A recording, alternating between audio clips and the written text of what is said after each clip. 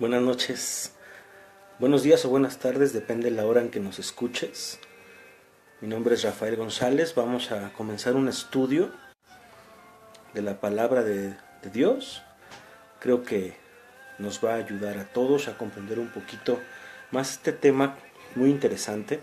Te invito a tener tu Biblia o una libreta para apuntar notas o las citas o los comentarios.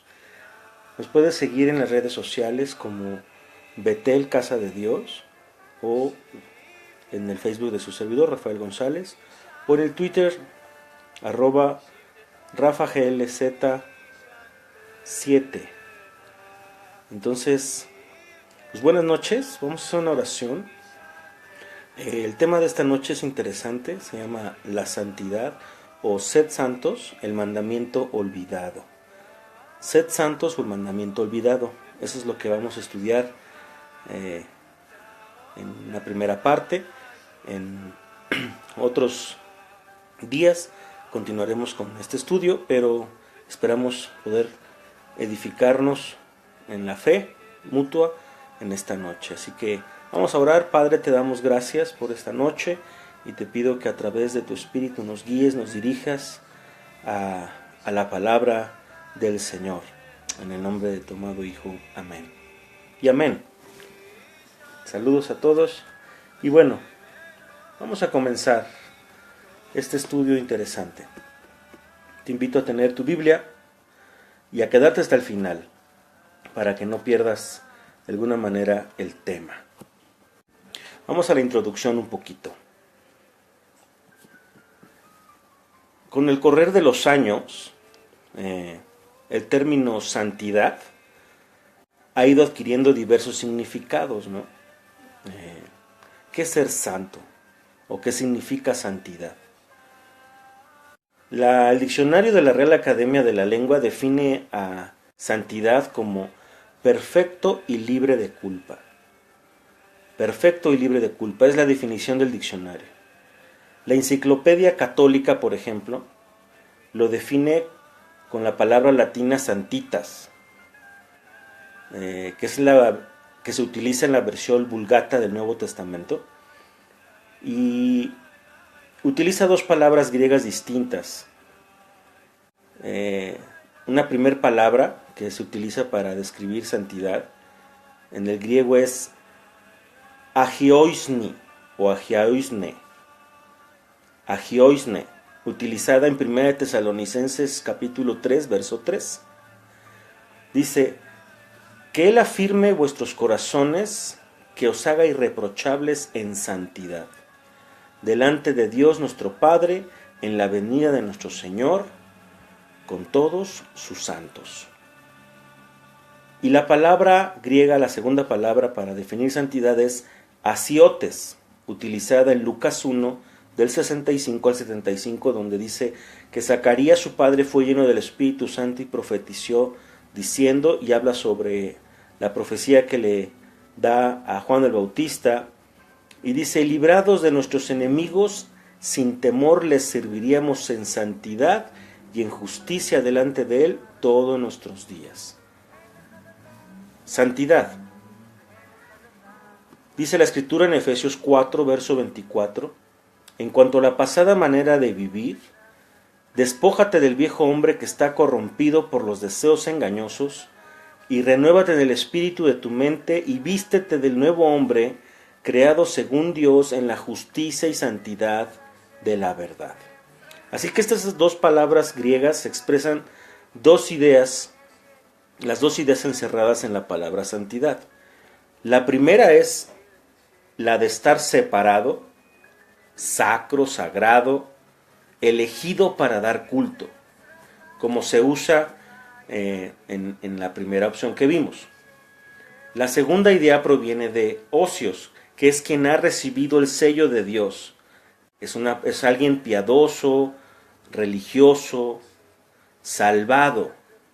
Así que una primera definición de santidad o santo es separado para, elegido para dar culto, y también quien ha recibido el sello de Dios para vivir piadosamente o de alguna manera vivir o practicar la religiosidad en el buen sentido, ser salvado o apartado. Así que los vocablos hebreo y griego para santidad transmiten la idea de puro o limpio, apartado de la corrupción.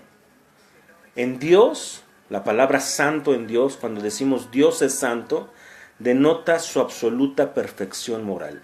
Si tú eres un creyente en la Biblia, un creyente en el Hijo de Dios, un creyente en la veracidad y en la divinidad de la palabra de Dios inspirada por el Señor, debes de saber que la Biblia nos expresa y nos enseña que Dios es un Dios santo. Es perfectamente santo o perfectamente o con absoluta perfección moral. En Él no hay nada de corrupción. Así que de las Escrituras podemos derivar en la relación al ser humano dos tipos de santidad. A saber, santidad de posición o posicional, y santidad progresiva. Es decir, hay una santidad que en donde nos ha colocado el Señor por la fe, ciertamente, y los méritos de la obediencia de su Hijo, por la justicia impartida a través de su Hijo en nosotros, la justicia perfecta, la justicia de nuestro Señor Cristo, y la santidad progresiva. Entonces, en relación con Dios solo podemos definir santidad perfecta. Dios es santo y no hay otra manera de que Él sea más santo porque Él es santo perfectamente. Pero en la relación con santidad hacia nosotros como seres humanos, hay dos posiciones de santidad. La posición de ser santo por medio de la justicia del Hijo de Dios en nosotros y la santidad en nuestro caminar, que es progresiva. La posición por medio de la justicia que Él nos imparte, por medio de que Él nos ha santificado, nos ha apartado, nos ha consagrado, nos ha elegido, y eso nadie nos lo va a cambiar, pero también hay una santidad progresiva en tu caminar diario. Así que tenemos que dejar bien claro esto. ¿Por qué? Porque vamos a revisar y a dejar claro este significado bíblico tan importante. Porque tengo la sospecha, y más bien me parece, que estamos diluyendo un poco, estamos ignorantes mucho de lo que es santidad, ¿no? Y cómo se ha diluido por completo el término de santidad en la iglesia de este tiempo.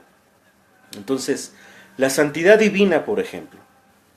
Si el concepto principal de santidad es estar separado, cuando se la atribuimos a Dios es porque Él está completamente y definitivamente separado del pecado. Solo Dios es santísimo, solo Él es perfectamente separado del pecado. Cuando en el hebreo, por ejemplo, en el idioma hebreo se repite o se reitera por 3 veces un concepto, se convierte en superlativo. ¿Qué quiere decir esto?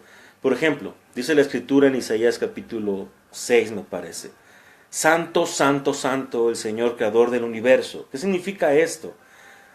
Ser 3 veces santo significa o equivale igual a santísimo. 3 veces santo es igual a santísimo. Cuando lo alaban los seres celestiales, ¿no? Por ejemplo, en Apocalipsis 4:8, de la misma manera, dice: los 4 seres vivientes tenían cada uno 6 alas, y alrededor y por dentro estaban llenos de ojos, y de día y noche sin cesar decían: santo, santo, santo, 3 veces santo. Entonces en la Biblia, en el concepto hebreo, cuando se repite 3 veces una palabra, se convierte en superlativo. Entonces, es decir, en lugar de decir santo, santo, santo, podemos decir santísimo. Entonces, en relación con Dios, Dios es santísimo, por eso decimos que Él es el Santísimo. Dice: día y noche sin cesar decían: santo, santo el Señor, santo, santo, santo el Señor Dios Todopoderoso, el que era, el que es y el que ha de venir. Eso es con respecto a Dios, Él es santísimo. Pero cuando le atribuimos la santidad al creyente, la santidad de la posición en la que Él nos coloca, por medio de la obediencia de su Hijo, porque es a través solamente de la justicia del Hijo de Dios que nosotros podemos ser apartados para Él, por la fe que hemos depositado en el sacrificio grandísimo y perfecto de su Hijo, nuestro Señor, es la única manera en que tú y yo podemos ser santos para Él. Cuando le atribuimos esa santidad al creyente, lo hacemos desde 2 perspectivas. Una, cuando creyó, y la otra en el proceso de vida. Entonces, hay 2 maneras de ver la santidad en tu vida y en la mía como creyentes. Número 1, la santidad cuando hemos creído, y la santidad que nos toca en el proceso de nuestra vida. ¿Cuál vida? Toda nuestra vida. Toda nuestra vida como creyentes y el tiempo que Dios nos dé en este mundo, ¿no? Entonces, cuando hemos creído, nos han apartado, somos santificados, apartados para el propósito de dedicarnos a Dios, para el culto, para la piedad. Y en el proceso de nuestra vida tenemos que ir perfeccionando, dice la Escritura, perfeccionando la santidad en el temor a Dios. Tú debes de saber que debes de perfeccionar la santidad en el temor a Dios. ¿Cuál santidad? La santidad con la que Él te ha apartado. Debemos de perfeccionarnos cada día. Y la manera de perfeccionar la santidad es por medio de nuestra obediencia a sus mandamientos. La Escritura dice, si me amáis, guardad mis mandamientos. La santidad posicional, por ejemplo, entonces es el estado en el cual se encuentra todo creyente desde el momento en que recibe a Cristo como Salvador. Esto es algo que hace Dios, apenas se convierte el individuo, o apenas nace de nuevo, por expresarlo, aparte totalmente de la voluntad del creyente. El creyente solamente por el hecho de creer es santo, apartado para Dios. ¿Por qué? Porque ha puesto su confianza, su fe en la obra redentora del Salvador. Es apartado de Dios y pertenece al Señor. ¿Sí? Espero que quede claro eso. Y vamos a ver estos conceptos detrás de esta acción. Solo Dios puede proveer salvación al ser humano. Solo Dios puede traer salvación al ser humano.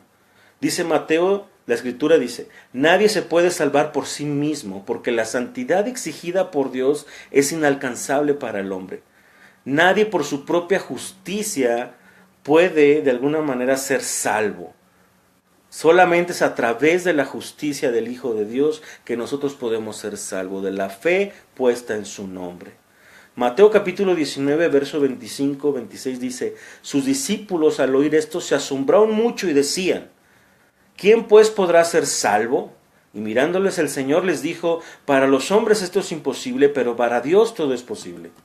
Dios es el que salva, por tanto nuestra posición de santos, o sea de apartados para Él, fue lograda por Él mismo.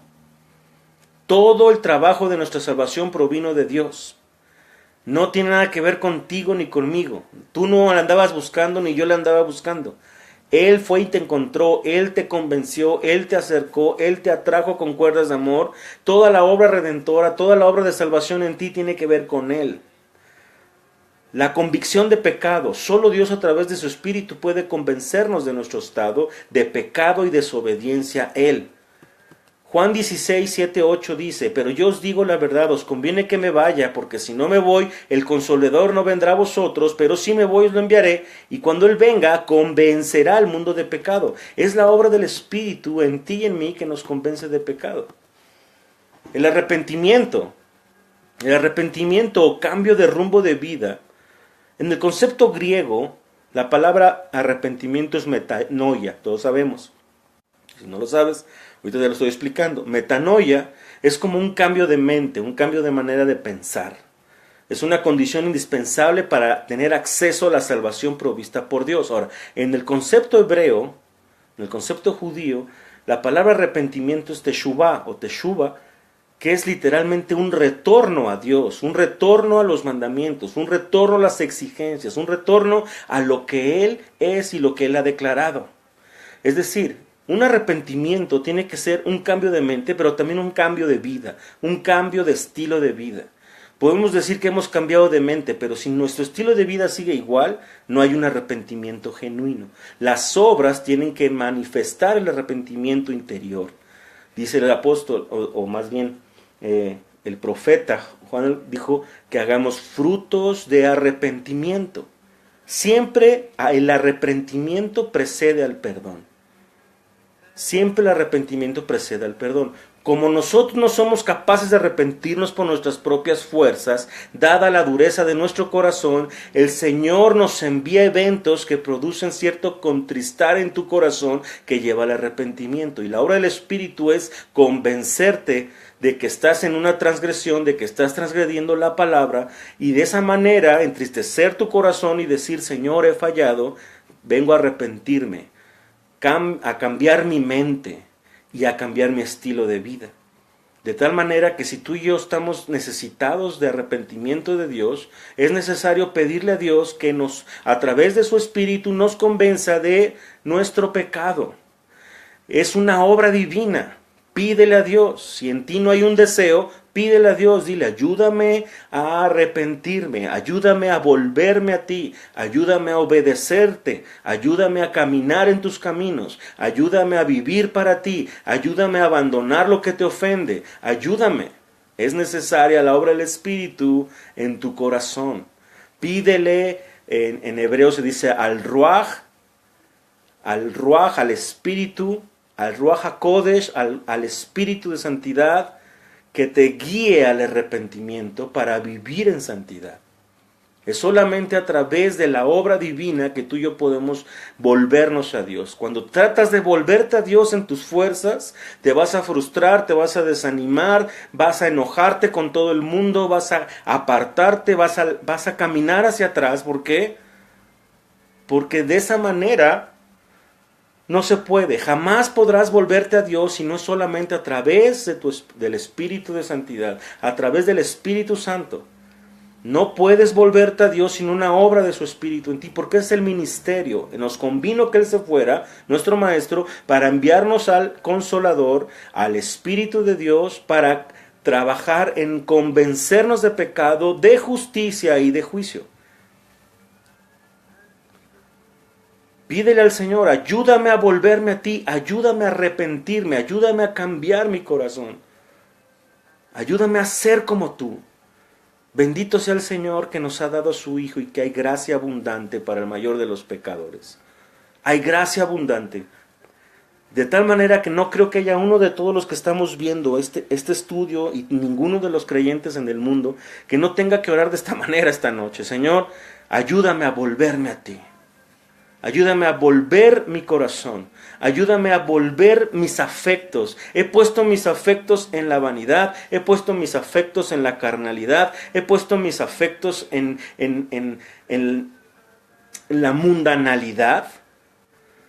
Mis intenciones solo corren hacia allá porque la Escritura dice que en maldad nos concibió nuestra madre, dice el Salmo 51.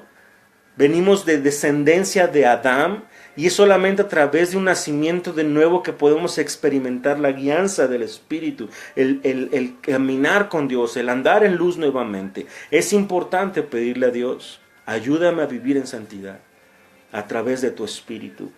Por eso el salmista decía, ve si hay en mí camino de perversidad y guíame por el camino eterno. Líbrame de mis pecados que son ocultos. ¿Con qué limpiará el joven su camino? Con guardar su palabra. El Espíritu trabaja por medio de la palabra. El Espíritu trabaja por medio de la palabra. Cuando tú te expones a la palabra de Dios, el Espíritu trabajará en ti, penetrará hasta lo profundo, hasta tu interior, hasta partir dice la Escritura, los huesos, los tuétanos, todas las coyunturas de tu interior para sacar todo aquello que no sea y descubrir las verdaderas intenciones de tu corazón. Entonces, arrepentimiento es volvernos a Dios. 2 Corintios 7, 9, 10 dice, ahora me gozo, no porque haya sido entristecido, sino porque fuiste entristecidos para arrepentimiento. Cómo Dios a través de un estado en nuestro interior de tristeza, de inquietud, de falta de paz, el Espíritu nos va guiando y sabes que tienes que volverte a Dios y has retardado tu volverte a Dios, has retardado el abandonar esos caminos, pero el Espíritu sigue trabajando. Yo te digo esta noche, no te detengas más. ¿Por qué no vuelves a Dios? Dios ha enviado a su Hijo para reconciliar al mundo con Él. Es a través de su Hijo y de su sangre que hay perdón de tus pecados. Vuélvete a Dios y deja que Él sane tu tierra y deja que Él sane tu vida. La tristeza que es Dios produce arrepentimiento para salvación. La tristeza del mundo produce muerte.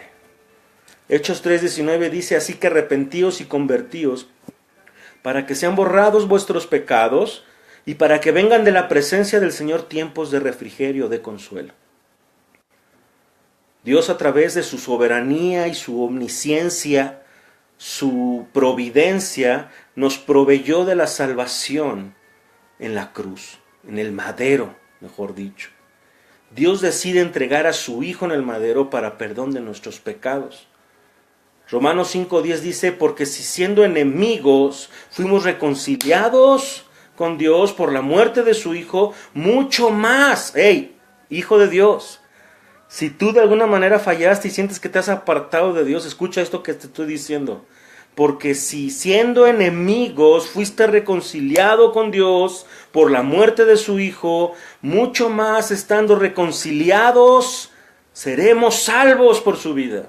¿Cuánto más ahora que eres su Hijo por Dios? Vamos, vuélvete a Dios. Vuélvete a Dios. Saludos a todos nuestros amigos que nos están viendo. Estamos estudiando el tema de la santidad. Y yo te invito a que termines de ver esto y lo vuelvas a escuchar y a saques apuntes. Y yo creo que Dios quiere hacer una obra en ti. Dios nos proveyó de salvación en el madero. Nos proveyó fe, nos dio el don de la fe. La fe salvadora no es una cualidad innata del hombre caído, sino que es un regalo de Dios. La fe salvadora no la tenías tú. Tú no tenías fe para creer, no tenías ni ganas. Es más, a lo mejor ni en Dios creías. Quizá ahorita no tengas fuerzas. Y quizá puedas decir, me falta fe. Recuerda, es un regalo de Dios la fe. Y pídele a Dios fe para creer. Pídele a Dios fe para volverte al Señor. 1 Corintios 12, 7, 9 dice, pero a cada uno les dada la manifestación del Espíritu para el bien de todos. A uno es dada por el Espíritu palabra de sabiduría, a otro palabra, etcétera, etcétera, y a otro fe por el mismo Espíritu. Es el Espíritu quien da fe. Así que, hermanos, entendido esto, vamos a entender un poquito cuál es la santidad práctica y la santidad práctica o progresiva, para expresarlo mejor. Porque el término de santidad, de apartados para Él, repito, ha sido ya por la justicia de su Hijo en mí, por la obra del Espíritu en mí y en ti. Pero también hay una santidad que Dios nos demanda y nos hace responsables a ti y a mí como seres humanos, como creyentes. La santidad práctica y progresiva. ¿Qué es la santidad práctica y progresiva? Que creo que es a lo que me refiero cuando digo el mandamiento olvidado. La santidad práctica y progresiva. Porque muchos dicen, no, ya soy santo, he creído en el Señor y ya todo está bien y perfecto. Soy salvo por gracia. Cuidado, hermanos. Acuérdate de lo que dice la Escritura. Perfecciona la santidad en el temor al Señor, limpiándote de toda contaminación de carne y de espíritu. Así que la santidad progresiva o práctica se refiere a lo que debemos ser en nuestro diario vivir, como respuesta a lo que ya somos, a lo que Dios nos ha hecho, es decir, santos por medio de Él. Es decir, debemos de caminar en santidad, pues somos santos. No camino en santidad para ser más santo, sino camino en santidad porque soy santo. Válgame, no sé si me expliqué. Pero en esencia tiene que ver con nuestra conducta. En dos áreas específicas, a saber, la separación del pecado y el acercamiento a Dios. La separación del pecado y el acercamiento a Dios. Es decir, tu caminar en tu diario vivir le interesa a Dios y le interesa que vivas apartado para Él, que vivas en santidad. ¿Por qué? Porque es tu respuesta a lo que Dios ha hecho contigo al hacerte santo para Él. Así que, separado del pecado y acercándome a Dios. En eso tiene que ver tu santidad práctica, en separarte del pecado y en acercarte a Dios. En las dos, tu responsabilidad es decidir separarte y acercarte. Separarte y acercarte. Es tu decisión diaria, tu decisión de cada mañana, tu decisión al acostarte, tu decisión al caminar, tu decisión al trabajar, a la escuela, cuando estás solo, cuando estás acompañado, cuando vas a un lugar. Es tu decisión. Tú decides si separarte del pecado o participar del pecado. Tú decides si acercarte a Dios o quedarte donde estás. Es tu decisión. Pero si decides separarte y acercarte, estás caminando o practicando y yendo progresivamente a hacer lo que el Dios te pidió ser.